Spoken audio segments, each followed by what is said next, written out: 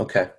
So we're going to go through this. Now, if we have time at the end, I've had a request, and the request was to do some role play. Role play is really, really good, guys, to get you up and running on how to handle objections. And I keep like a running ledger. I actually keep a document on my computer, but you can keep a notebook. And, some people just keep them in their mind. But whenever you come up against some sort of objection, what I'll often do is I'll drive around for the next day or so thinking about how could I have reframed that? How could I have said that differently? What could I have done with the client before that to prevent that question and concern from coming up? And so that's often how I'll troubleshoot. I always start with thinking about, how would I reframe it in that moment to keep the person engaged, to keep them level, and to keep everything moving forward. I will then often think, what could I have done before then to preemptively prevent that concern from coming up in the first place? And then I'll take note of that. And I try new things, and some things go great. Sometimes I get lucky the first time out. Sometimes I'll try a metaphor and it will absolutely flop. And it happens. So no big deal, but you want to do it. Okay. So guys, so these are the personal needs stress cycles. And I thought of you all a lot when I put these together. But these are the same for your clients as they are for you. Now, with personal needs stress cycles, this is when you start to feel stress and pressure. Now, when you start to feel stress and pressure, if you're wondering, just look at the challenges of your number one and number two personal need. And whenever those buttons get pushed, your stress cycle will likely engage. Now, that way of thinking, that emotional gestalt, we're not trying to make go away. All we're trying to do right now is get you to become aware of it when it's happening so you don't believe it. Just like with structure of upset. The whole point of doing that, the whole point of going, wait a minute, something bugged me, I got grabbed. What was the rule? What did I make it mean? Right? So what was the rule? That's the data. What did I make it mean? That's the meaning I gave it. How did I take it personally? Right? What did I make it mean about me? And then what did I make it mean about me that I already fear to be true? And you emotionally connect the dots up to that core story. Why? So that we realize this feeling and reaction has nothing to do with what's actually going on here. This is that ruse, that agenda to prove that somehow I'm not smart enough, I'm not free enough, I'm not special enough, I'm not safe enough, I don't belong, whatever it is. So these are the stress cycles. So we're going to first go over each one of these stress cycles, then we can talk a little bit about how to help the person out of it. But I think if you really understand it and you see the pattern, you'll already get a lot of ideas of how to maybe get someone out of it. Okay, so the first one is freedom cycle. So freedom people, when they first come in and purchase a program, they're super excited by the opportunity. They're thinking of all the upsides, the options, the adventure of it. Now, what that means is because we have a limited attention span, if they're really focused on this, you can start to think about the things they're not focused on, like the potential getty-ups or the potential limitations or the ways in which this could potentially feel or become restricting down in the future. They're mostly focused on the upsides, the options, and the adventure. And what will cause them often to buy is they want the option to have that particular opportunity. Like when I buy a car, I buy it fully loaded if I can, unless I think the extra option is, like I might not get four-wheel drive because my competency mind says, why pay for that when I'm not going to use it? It's going to make the car more complicated. It's going to be more expensive to maintain. But, and that's an option I don't think I want. But usually I buy stuff with all the options because I want the option of doing it. So freedom people a lot of times will buy into a program because they want the option of being able to get the result. They want the option of doing the program. That doesn't mean they actually want the program because remember, your freedom person doesn't know the program. Okay, their difficulty is in getting to know the program because they think they know it all, right? They're just focused on let's go with it, let's get going. They're focused on that upside, and so they want to prove that they can get the opportunity, and so that's what will cause them to take action in the beginning. You know, they like that challenge. They like that adventure of doing that. And so their experience cycle in the beginning will be excitement, right? And they'll feel some satisfaction with the fact that they're making some progress. And then if things aren't going perfectly, there'll start to be some uncertainty about certain things. And usually in the freedom person's case, that's because there's parts of it they don't understand, or they haven't read, they haven't gone through the materials. There's some piece of missing information. They didn't really listen to how to respond to the hypnosis. And so that uncertainty eventually leads to letdown. They feel a little bit let down. It's not as exciting. It's not as exhilarating now. It's feeling a little bit more clunky because they're realizing there's some pieces of the puzzle that are missing, and now they have to slow down. Remember, freedom people are not good at being a dignified beginner. And then disappointment sets in, where they start to, this is where they go into kind of judge or perceiver, this isn't working, and they start to get this idea of, well, now what am I going to do instead? So realize when they start to go into that conversation of now what I'm going to do, they're looking for something else. They're not asking, what have I missed? Or what am I not seeing here? They're starting to go on to something else. And so now what will often happen is they'll eventually get into this pattern where they resent the opportunity by focusing. Their focus switches from, instead of this upside of, oh, I can get this, what have you, they start to actually feel resentful about how it's now restricting or limiting or controlling them in some way and preventing them. Okay. So think about the cycle of a sale. You're really excited about the program in the beginning. You're really excited about the Ultimate Hypnosis Business System in the beginning because you're thinking of the upside, you're thinking of the opportunity, you're thinking of what you could get, and you're not really considering the potential downsides or limitations or restrictions until you get in there. Then when you get in there, suddenly, because you already have the option. Once the freedom person gets the option, then and only then do they consider the downsides to that option. Now realize their consideration may be heavily skewed because they're in a coping stance. So it doesn't mean whatever assessment they come up with is even accurate, but this is how they feel, and that's what's important to recognize. Okay? Any, oops, let me go back here real quick. Any questions about this first one before we move on to the next one? Just hit *6 to unmute yourself.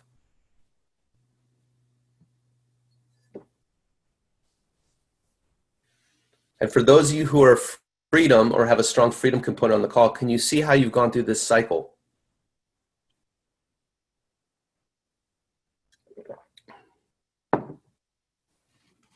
Yeah, buddy. Yep.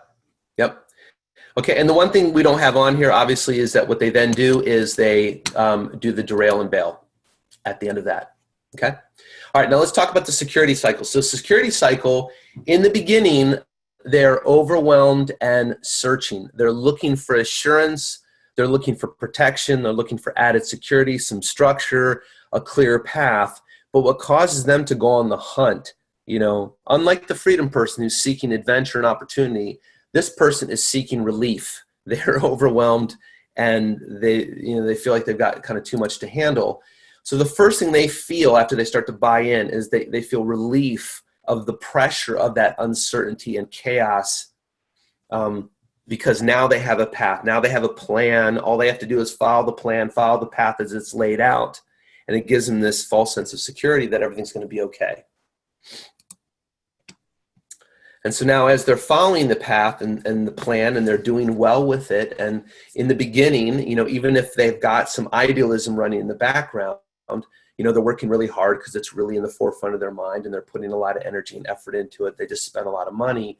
So they're following it very diligently. And so there's some excitement, but the excitement is really driven by the perfect adherence for that short period of time. In other words, the deeper pattern that's running here is this pattern of, I'm going to do something perfectly and not make a mistake. This is my opportunity to prove I can do something and do it right and not screw it up. And that's the pattern that's running underneath there that we want to watch out for.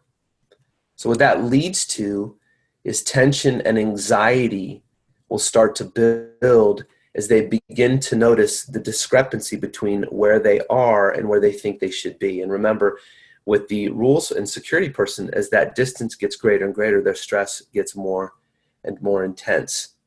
Okay? And so this will happen anytime they're not following the plan perfectly or getting the expected result immediately. In other words, whatever that rigid criteria is in their head. After that, stress and pressure begin to build as they attempt to regain the perfect adherence.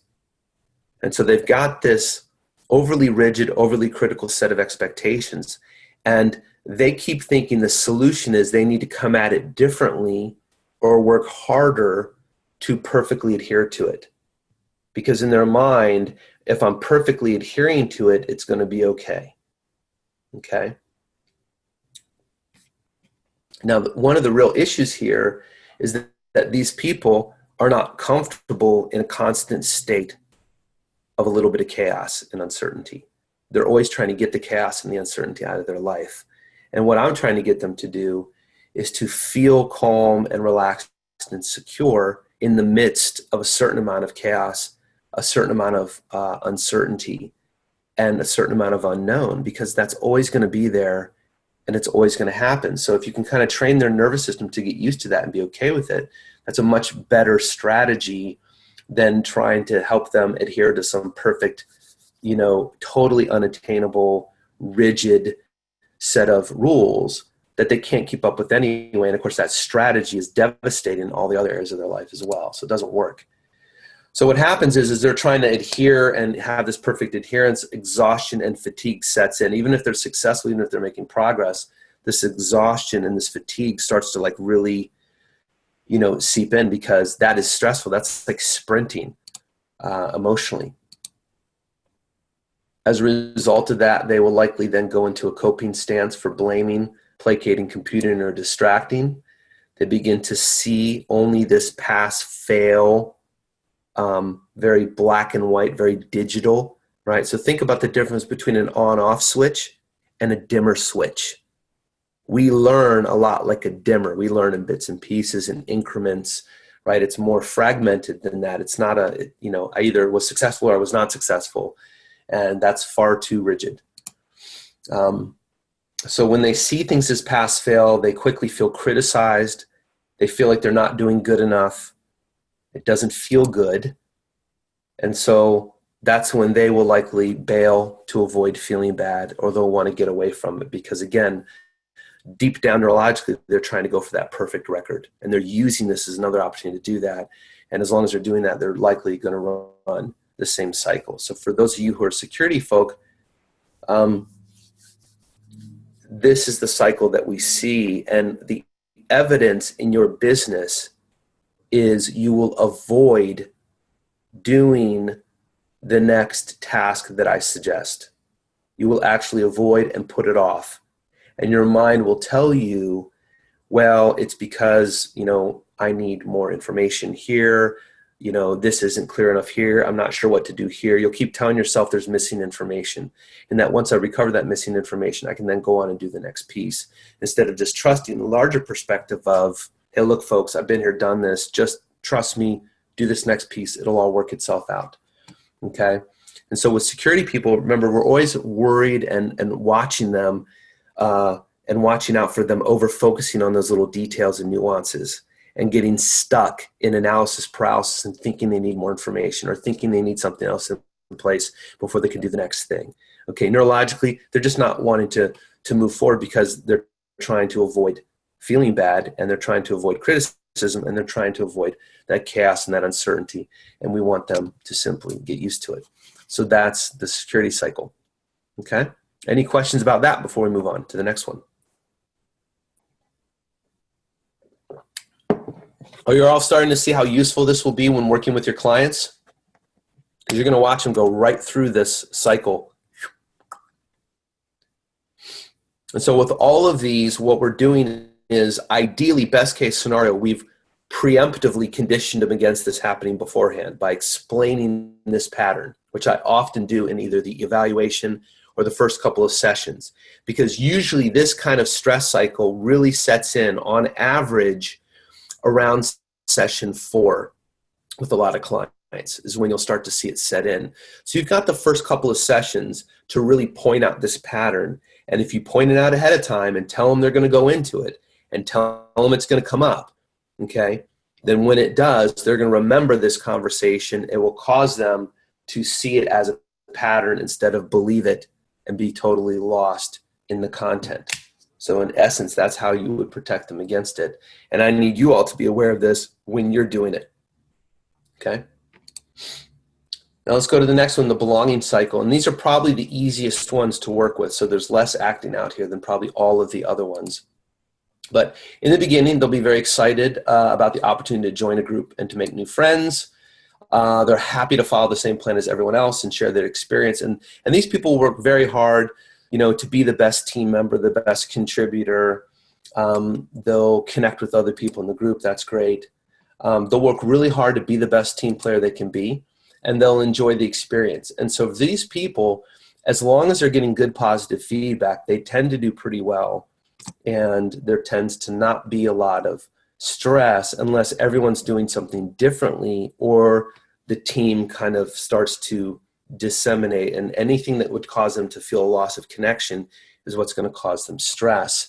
Where we see it come up in the program most often, and again, this could be weight loss, this could be stress, or it could be with you all getting your business going, is that they'll do something that maybe doesn't work out, right? So they'll kind of make a mistake, or they'll perceive they've made a mistake, or they'll feel like they're getting negative feedback because of something they did. Okay, and again, what's the problem with that? It causes them to feel distanced, rejected, excluded, alienated, which is the bugaboo for the belonging person. Or they'll start to feel like, they don't like me in the group, right? So if you're really, really strong belonging, and you find out everyone else in the group went out for dinner, they didn't invite you, that kind of stuff is what will cause this person to really go into this stress cycle. So when they start to feel rejected or excluded, they'll often come to the decision that somehow they're not good enough for the group. It's usually that. Every now and then that the group is not right for them, but usually the group is not right for them would be more self-expressive or competency. So usually it's they're not good enough for the group. They don't deserve to be in the group. They're letting the group down. They're the squeaky wheel. And then they bail, and they'll go and find a new group, is essentially what they'll do. Okay, so with the belonging person, you want to really actively work on helping them to feel like they're on track, like they're part of the group, that they're making a contribution, that they're needed by others. Anything that, I would really focus on the glue and the connectivity between them and the other people that makes this goal worth pursuing. Okay. Any questions about the belonging cycle before we go on to the next one? If you do, just hit *6. Let me see if I see, I got a chat box here. Yep, okay, cool. All right, so competency cycle, okay?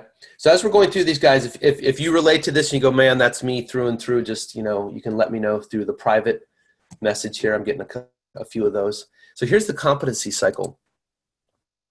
ComC people are more intrigued and yet cautious by the challenge, right? So they're not gonna run head fast into things quite as much as the freedom person. This ComC-based person, they don't want to look stupid, right?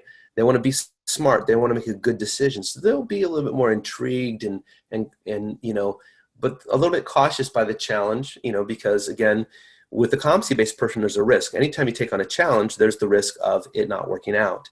And in their minds, that would make them feel incompetent, right? Lose respect, lose appreciation.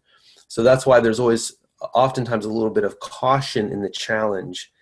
And so I know that they're intrigued, but I know that they want to make sure they come out looking good and feeling competent and not looking bad. So I will work to try and address that caution by peppering things into the eval or into the beginning of their program about how being a good student, giving feedback, taking feedback is a sign of intelligence, it's a sign of success, how it's going to ensure that they're going to look their best mentally, emotionally, and physically.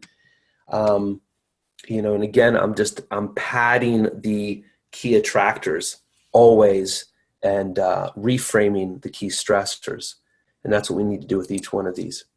And so in the beginning with the competency-based person, they confidently begin with the full intention to follow the plan and observe But at the same time, so this person, they'll fully engage with, I'm now going to follow the plan, and they're confident about it, and they're like, okay, I'm going to prove that not only I can do this, but they're already thinking how they're going to maybe do it better or faster than other people. But there's this other part of them subconsciously that's also simultaneously looking for flaws or areas of improvement, because that's kind of their back door. That's their kind of safety net if this doesn't work out. And so you want to point that out before they do it in the eval, in the first session. Incredibly important. And so you might think, for some of you, a lot of you are competency, you might think about how you felt this way about even the business system in the beginning.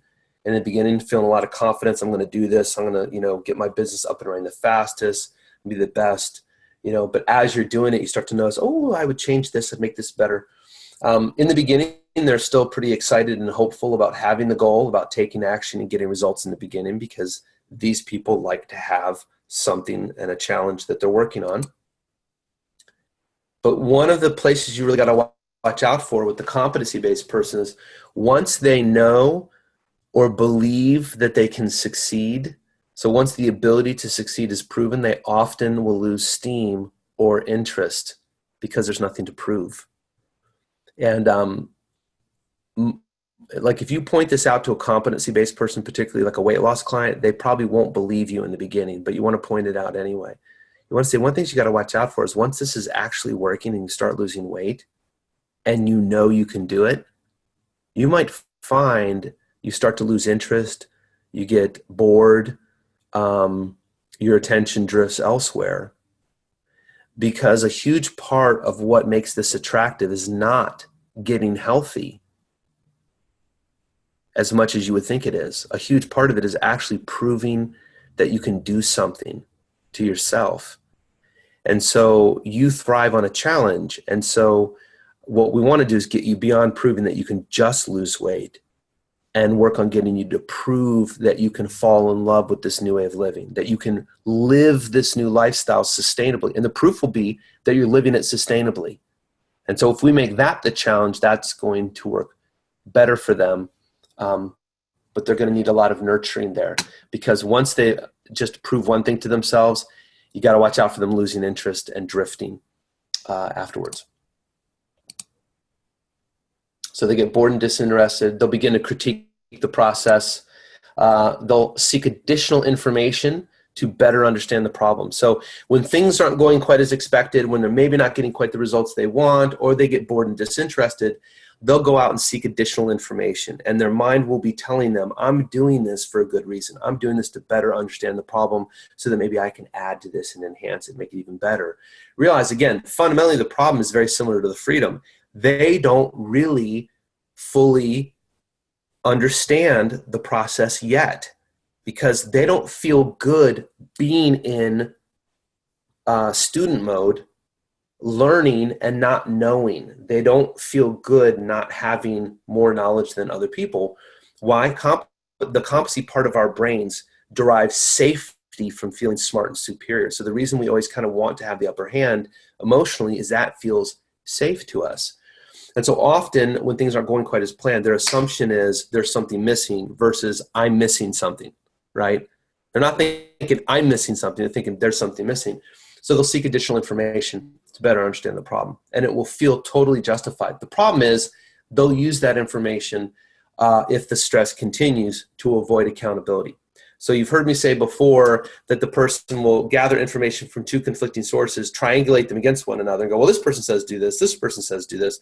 I don't know who to believe now. I'm just going to go and make my own decision. And really what they're doing is they're avoiding accountability, and they're going to keep doing what they were doing. And that's when they check out and bail. Okay? Fire off a yes in the chat box privately if you can relate to that one. That's a common one. All right, let's go to self-expressive. Okay, you might want to notice if you're texting to me or to everyone. Jeff, who just texted everyone. Okay, so here's the self-expressive stress cycle. Okay, self-expressive persons wander around searching for something different or unique to spice up their life. That's what will grab their attention. Self-expressive person, go to the mall sometime. Watch the self-expressive people walk through the mall. They are a radar for unique, different, and special, not relevant, functional, not necessarily the number one. It's something that's going to be unique or special or spice up their life, okay? They can tell you every store within a 10-mile radius that caters to the unique and special person and sells unique tchotchkes you can't get anywhere else. They'll know every store like that within a 10-mile radius. They're attracted to how the opportunity specifically will make them more unique and special. That's what's attracting them to the opportunity, okay? It's all about being more unique and special. And they get very excited about all the creative ways they can take advantage and benefit from that opportunity in the beginning. So they're thinking about all the creative things they can do. Oh my God, I can create this, amazing new logo for my business, or I can do this thing over here, or, maybe I'll discover a new process, or I can put together a new program, or, I'm going to do it differently. I'm going to take hypnosis to a new level, and again, competency has some of that, but the self-expressive person is really just about different and unique. Then they begin to try different applications in that unique way, right? Because they're not just following, these people are not going to be able to just do it the way it's already been described to them to do. It's going to be very hard for this person to simply follow the action plan exactly. They'll think in their mind, I'm following it close enough, but they'll justify why they need to do it differently. But the real reason they need to do it differently is simply because their nervous system requires it to feel okay. Realize when you're reinventing the wheel in the self-expressive cycle here, okay, and there's nothing wrong with it, but it's because your nervous system requires it to feel okay. That's why you have to put your flair on there. Now, here's the deal. If you're independently wealthy and you've got tons of money and, you've got, you can afford to not make money, and you can afford to spend thousands of dollars on advertising that flops, by all means, be creative, try new stuff, and let's see if you get lucky, okay? But for those of you who are relying on getting clients in the door, okay, you simply want to do what works, okay? And then get more self-expressive down the road, or take an art class on the weekend to get that out of your system if you need to, okay? And so what happens is, after trying these applications in a unique and different way, not really understanding the underlying structure, for example, of a sales conversation, they then get frustrated when they don't get results. They'll often get blamey, and their default is to automatically assume the opportunity doesn't really understand or meet their special needs, okay? So let's use the example of a weight loss program, okay? Person will go, oh, I get it. It's all about being more aware. And then they'll develop some unique way that they're going to become more aware. That's not what we instructed, not what we've tested, not what we know works. They're going to recreate their program in some way. They're going to do it some sort of different way, add something to it, because that helps them to feel good in their nervous system, because I'm now doing it in this unique and special way. But because fundamentally and structurally, there's an important piece missing that they missed in their effort to be unique and special, they ignored some of the underlying intelligence behind some of the best practices or recommended ways of doing things. When they leave that structure out, it doesn't work quite right. When it doesn't work quite right, their first thought, again, isn't, what am I not doing? What am I missing in this plan? Their first automatic assumption is, this must not work for my unique and special needs, okay? And so in the weight loss program, every single time a self-expressive person has a problem, they are believing in their minds, folks, just plan on it. They're believing in their minds that the problem is this isn't quite right for them, that what they need is different and special, which presupposes they've actually really assessed what we have. And they haven't. Okay, but again, they're not going to believe you if you just point this out after the fact. You have to preemptively condition them against that.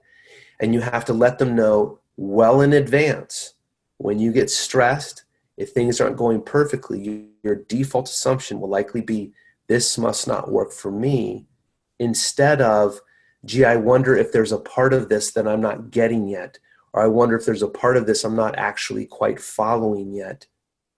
Let me take a closer look, or let me sit down with my hypnosis coach and have them, check my facts here, see what I actually know, see what I've absorbed, see how I'm doing, and help me troubleshoot it.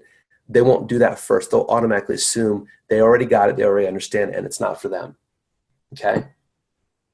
That's the slippage point, and that's what will cause them to bail and look for something new. Okay? So expect that to happen.